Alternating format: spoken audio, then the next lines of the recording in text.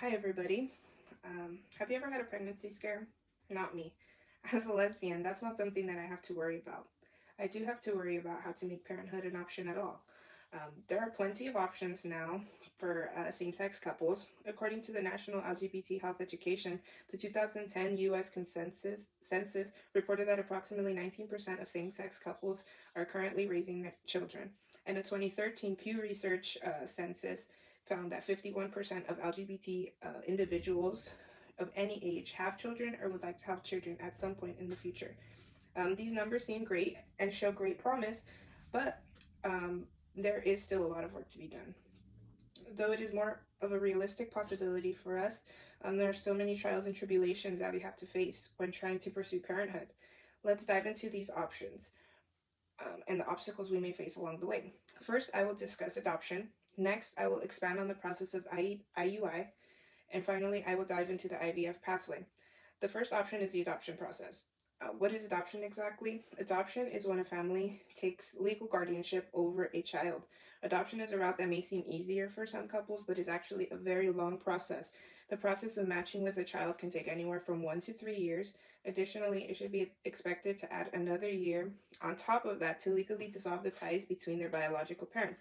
According to the National LGBT Health Education Center, adoption can range anywhere from $2,000 to $50,000. This seems like a great option for couples that might want to save money. Public adoptions are a lot more affordable, whereas private institutions or international adoptions will begin to get a bit more pricey. The application for same sex couples is still very difficult. Up until 2017, there were states that didn't allow for same sex couples to adopt children at all. According to the ACLU, Eden Rogers and Brandy Welch were turned away by a government funded foster care agency for failing to meet the agency's expectations.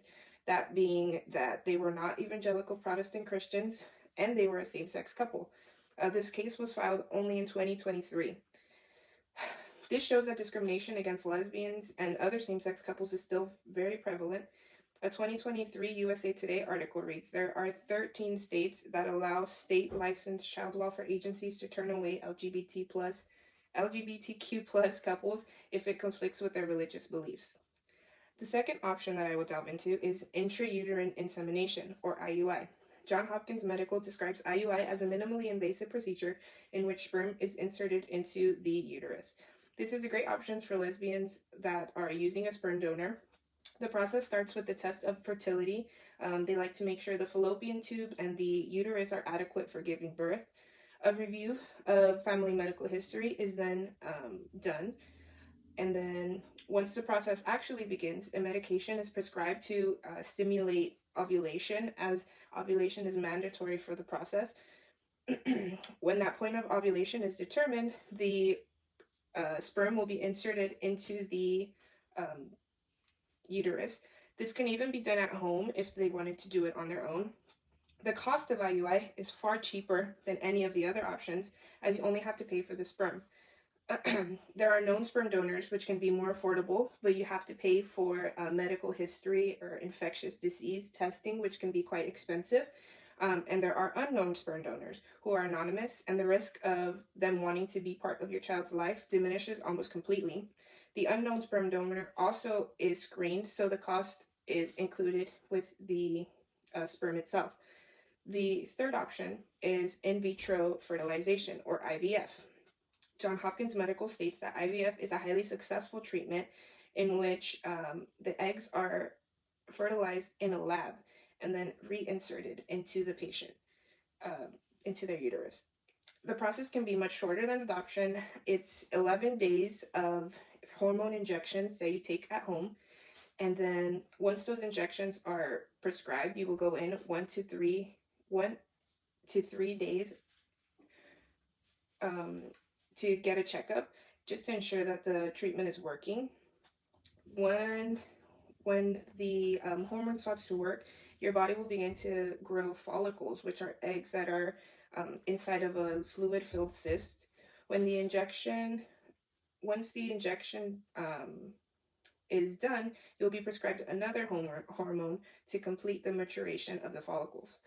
Next is the egg retrieval.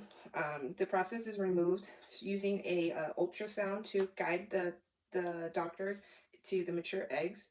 The egg is then fertilized in the lab, and once the embryo is successfully formed in the lab, it is placed back inside of the patient. Um, a 2020 Cal Matters article is discussed the cost of one round of IVF can be up to $20,000, and some women may need multiple rounds. If paying out of pocket, a baby seems completely unrealistic to low income families.